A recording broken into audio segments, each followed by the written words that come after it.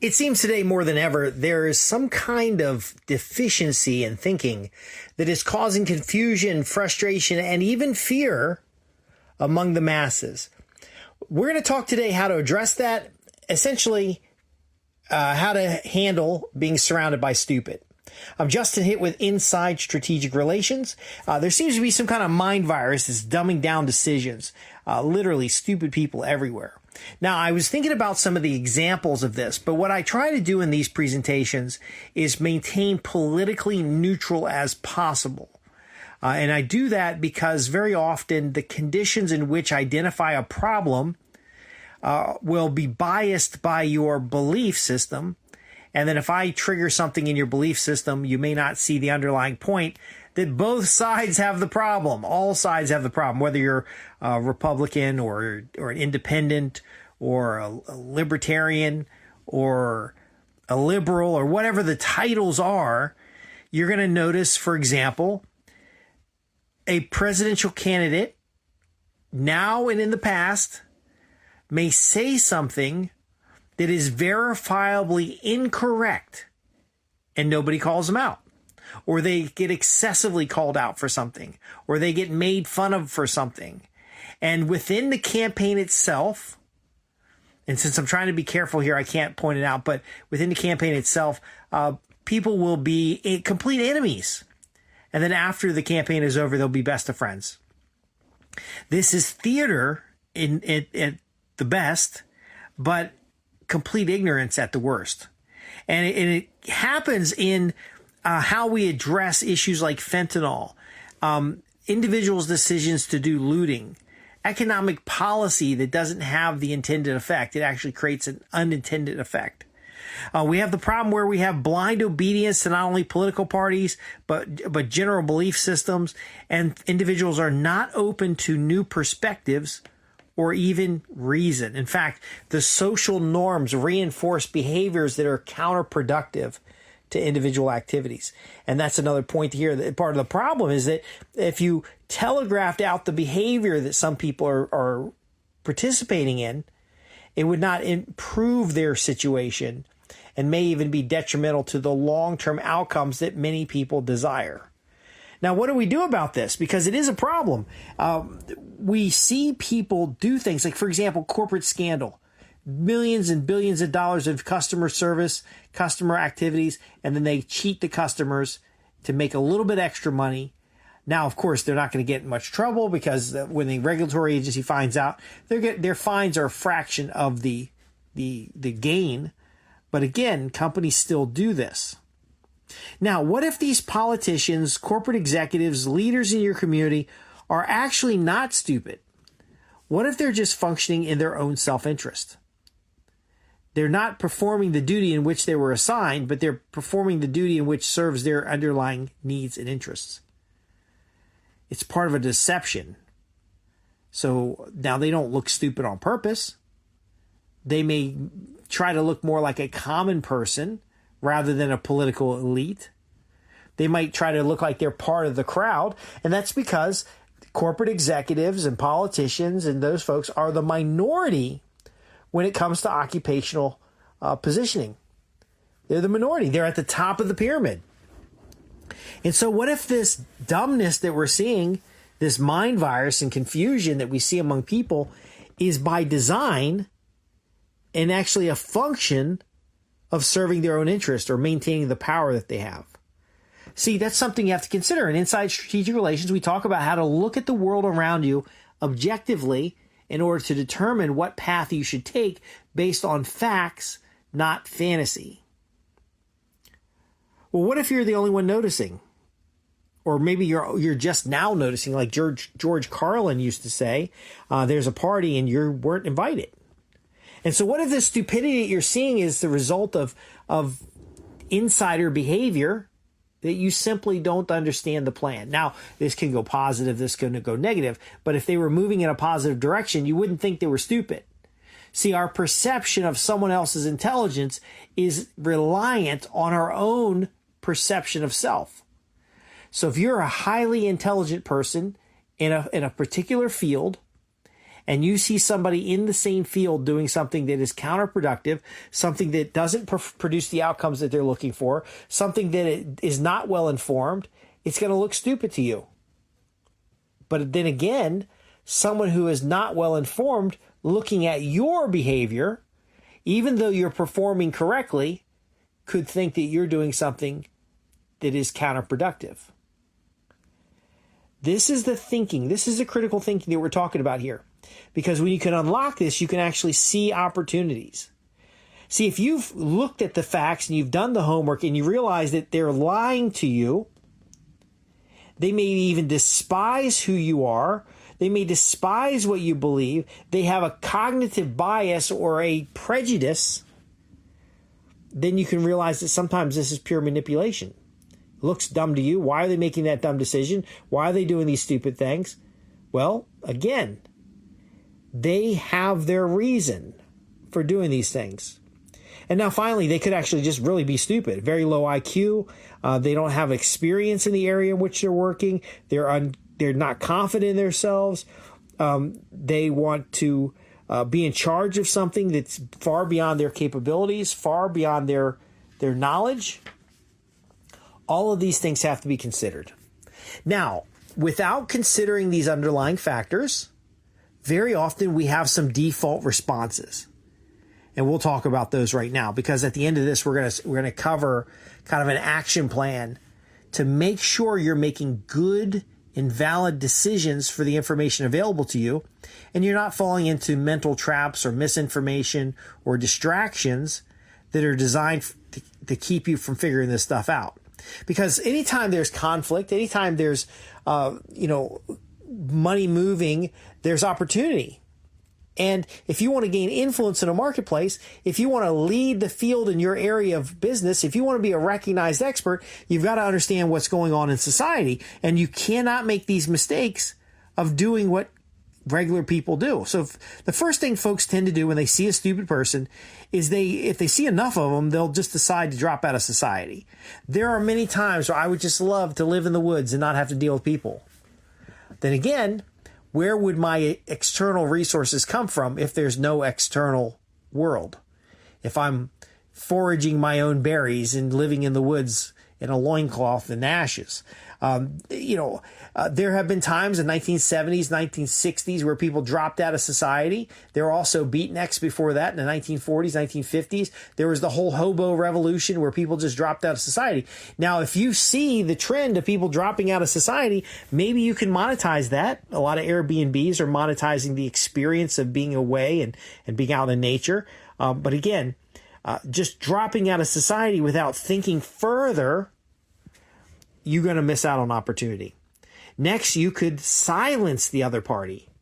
I saw today John Kerry talked about something about how the First Amendment gets in the way, and people wanted to censor him for wanting to take away the First Amendment.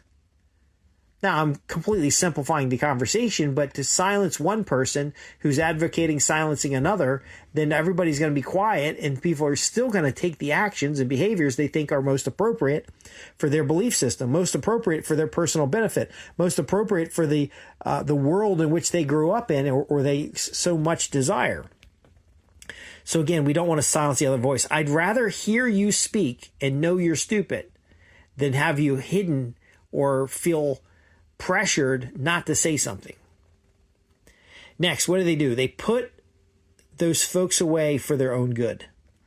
There is a push in society lately to just want to put in jail the people who, especially journalists, who can speak out, who challenge power, is to put the journalist in jail or to put the enemy in jail for their own good, not for any other particular reason other than that they are a harm to themselves, not others. Think about this. These are like the knee-jerk reactions a lot of people have when they're surrounded by stupid people. What's another one? The appeal for an authority. So you hear something dumb, you see a dumb behavior. Karens and Kens do this a lot. They see something that they don't understand. They see something they're frustrated with, and they want to call the manager. They want to call the police. And that's, again, it's their way of controlling the world around them. And you're looking at them and you're saying, this is an idiot. This person's wasting my time. This person is calling the police for nothing. But in their mind, there's some law, there's some rule, there's something you violated. And they actually think they're a hero. Now, when you understand this, you can turn the situation around. You can work with that person in a way to get them to go away. You can distract them with something else. We can talk about those strategies at another time. What else can you do? You see a stupid person, they want you to do stupid things. You don't want to do stupid things, you can fight them. You can fight them with every ounce of your being. You can get worked up, frustrated, and push back against them. But do you really gain any ground? Mark Twain says, don't argue with stupid people. They'll pull you down to their level and beat you with experience. Think about this, folks. Are our default reactive behaviors causing more harm than good? And if someone is being stupid, saying dumb things, pushing an agenda upon you, do they want you to respond irrationally, fighting them? So you can fight them with every ounce of your being. Maybe that's what they want, so that they can now point at you and say, look at this person. They're violent. They're dangerous. We got to put them away for their own good. They're the enemy that we should be fighting against, obviously, from their behavior. But again, the behavior could be provoked. It could be pressured upon. There's a factor where a lot of people want to send their children to fight them. So this happens very often in a war. We see a conflict somewhere, and there's some special interests that want, I forgot the general's name, but the book is called War is a Racket.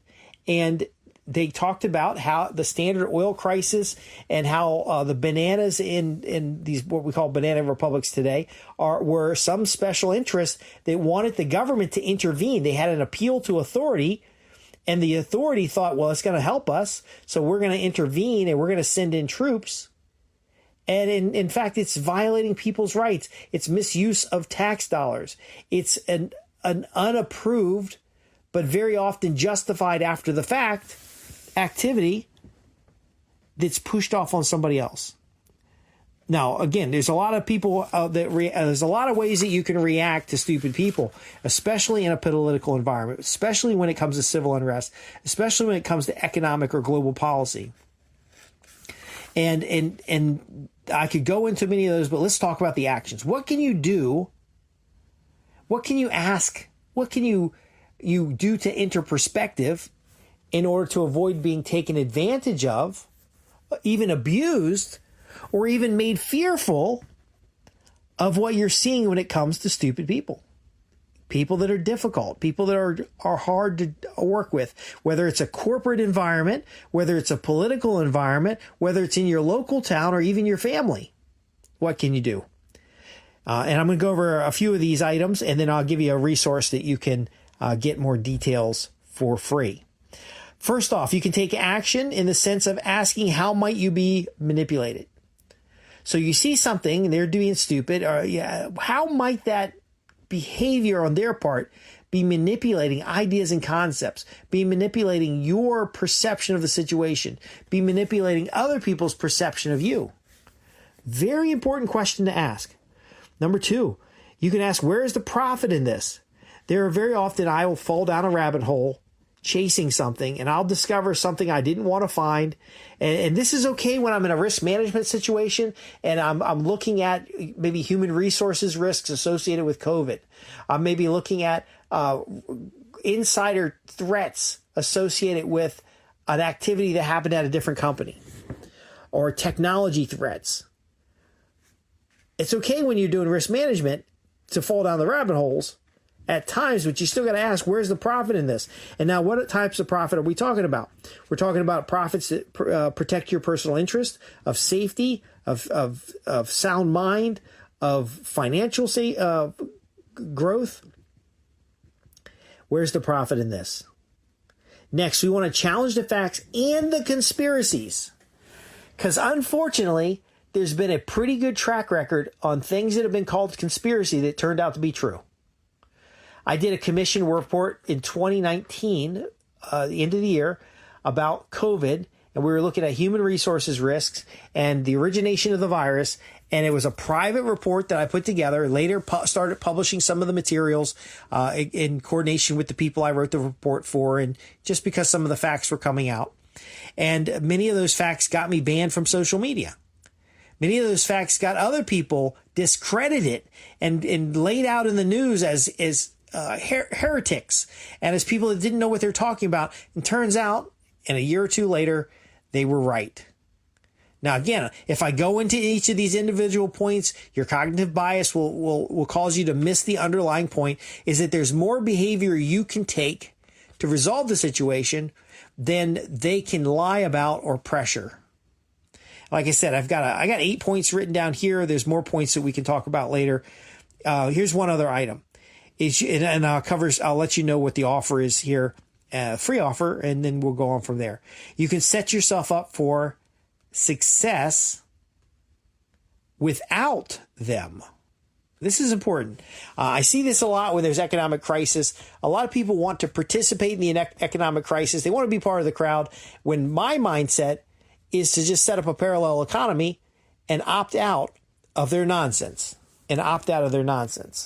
And again, this is what we have when we're dealing with stupid people. And stupid people, there's all kinds of stupid people, and we can go into different categories of stupid. But if you crosses your mind, if you have the thought in your mind that someone you're dealing with is stupid, consider these factors. I'm going to give you a few more before we end, but consider these factors. Are they doing it on purpose? Is there something that you don't know about? Is there something that they're trying to do to get something from you or to impose upon you? And so I put a report together called Dealing with Stupid People. And it's just a tip sheet. It's some bullet points, things that you can consider when you get dragged into some kind of faux pas or some kind of just dumb situation. And it's a checklist, and you can kind of go through the bullet point items, and you can ask yourself, am I looking at this with clear perspective? Am I missing information that would be valuable to me? And of course, this is a PDF file. You can download it from the website, www.insidestrategicrelations.com. Just simply go to the contact page and ask for Dealing with Stupid People. Make sure you include your email address and name so I can email it to you. But again, if you don't have these insights, you're going to be exposed to someone else's agenda, someone else's plan, someone else's ignorance, someone else's stupidity, someone else's, let's go on to the next tip. Number 8 is try to understand the other person. Again, can we derive something about the other person? Because see, a lot of folks will just knee-jerk hate somebody for being different, and they'll just want to push that other person out of society because their observation, their perception of that individual is that person is harmful, that person is dumb, that person has innate defects. But if you start to understand the other person, you start looking at their context. And I know all this takes a lot of effort, so primarily going to use it in business environments because the upside is incredible. We'll talk about that shortly. But you want to try to understand the other person. So what's the upside in this? Well, when you can deal with stupid people, the upside is that you don't waste energy being frustrated by their deficiency. Now, again, if you objectively look at this and you realize there isn't a deficiency here, the person knows what they're talking about, then you've helped yourself alleviate the problem of being treated in the sense of these knee-jerk reactions. See, a lot of folks are afraid to speak up in a meeting because folks might start beating down on you. They might dogpile you and say, "Oh, that's never going to work. We tried that in the 1800s and it didn't work then. It's not going to work now." Ignoring the fact that we've got new technology and tools. Maybe younger workers say, "Oh, those older people don't know what they're talking about because they're stuck in rigid old ideas." Yet rigid old ideas are fixed that way because they tend to have consistency. But the older person does need to listen to the new idea because the old wine can go into new bottles. That means that basically what has worked before might work again if we apply it with different tools. And again, this is the type of critical thinking that AI cannot do. Artificial intelligence cannot do this because artificial intelligence is pre-programmed with its observations, with its biases, with its training. And as a human, you can say, look, I don't agree with you. I personally think you're kind of dumb, but tell me more about what you're thinking. Tell me more about what you're thinking. I'd like to understand your circumstances. I like to understand your situations. What are we trying to accomplish here? Artificial intelligence can't do that. Artificial intelligence is going to tell you, oh, we can't talk about that topic. And then you're going to spend a lot of time and effort manipulating it to get it to talk about the topic. Hypothetically, if such and such is true, then what would happen with this?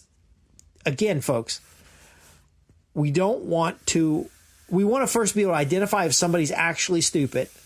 We want to be able to understand our biases and why we think that way. We ultimately want to be able to leverage because this gives us the upper hand.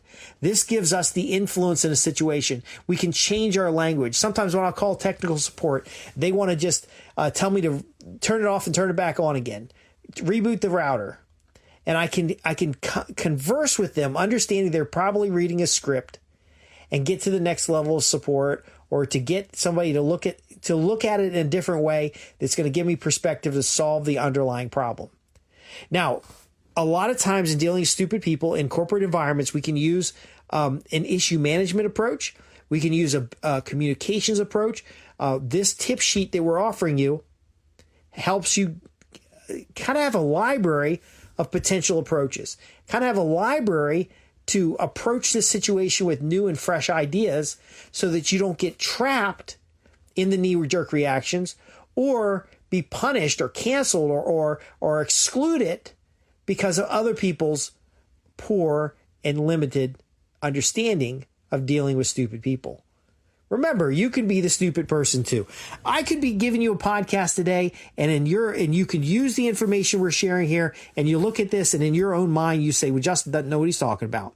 Yet I know that I have more than 3 decades of experience dealing with difficult people, working in difficult environments. I've worked on $2 billion projects. I've managed portfolios of $34 million in storage installations. I've helped clients go from $400,000 a year to $22 million a year in funds received. I've created more than $1 billion in new business, cost savings, and other regulatory avoidance in the last 20-something years. I've documented these experiences. I've done analysis on these experiences. And many times I've been the stupid person in the room. I didn't realize the other person had an agenda.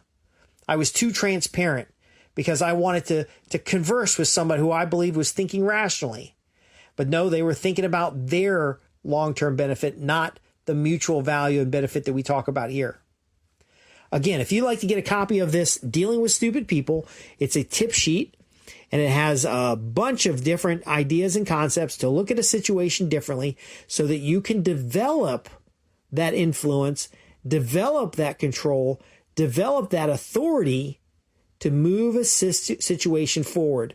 In fact, you can turn these things on yourself to better understand situations so you can make better financial decisions, better investment decisions, better strategic decisions. Now, this is for entrepreneurs and executives, subject matter experts, professionals in your industry, and it's for high stakes because it does require a little bit of effort. But again, if you've got $1 million idea, if you've got a $20 million business opportunity, if you've got a $50 million market that you can turn around and take your slice of the pie, because again, you understand things more clearly than other people, then visit www.insidestrategicrelations.com. Go to the contact page. Okay, I need you to follow simple instructions in order to ask for the report, Dealing with Stupid People. I'm going to give you a tip sheet. It's going to help you get started. It's going to be quick and easy to understand. It's in a PDF. You can print it out on your computer if you want and go through it. And then again, if you want to practice some of these strategies, I'm sure if you're in a corporate environment, if you're in a business environment, if you're just out dealing with the day-to-day local and federal administration, you'll get more than enough opportunity. And you'll feel a different level of confidence at dealing with stupid people and getting results. Thanks for listening. I'm Justin Hitt with Inside Strategic Relations, where we help you transform business relationships into profits, guaranteed. And again, that tip sheet's available at www.insidestrategicrelations.com. Go to the contact page and ask for Dealing with Stupid People. And you can include any questions you have, but you ask for Dealing with Stupid People, and we'll email you the tip sheet. Thanks for listening. See you in the next one.